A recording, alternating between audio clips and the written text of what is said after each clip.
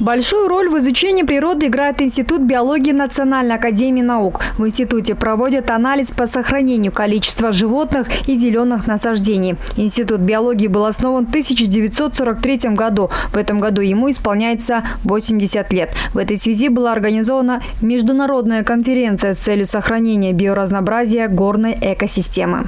Проблемы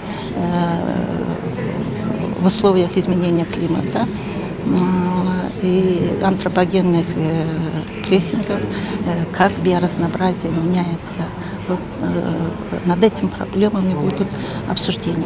За последние 80 лет произошли большие изменения в окружающей среде. Уменьшилась численность животных, занесенных в Красную книгу. Также идет массовая вырубка деревьев. Пути решения этих проблем озвучили участники на данной встрече. Эта проблема не только важна для нашей Кыргызской республики. Это, в принципе, в целом во всем мире происходит такая тенденция. Вместе с вопросами изменения климата есть и проблемы браконьерства. Минэкология отмечает, что браконьеры, которые отстреливают диких животных, занесенных в Красную книгу, будут штрафоваться в крупных размерах. К примеру, отстрел белого барса налагается штрафом 1 миллион сомов. Министерство работает над увеличением размера суммы штрафов.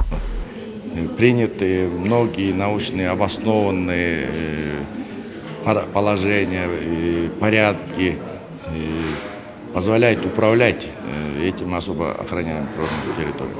И сотрудники института в большинстве своем участвуют в подготовке кадров, обучении их.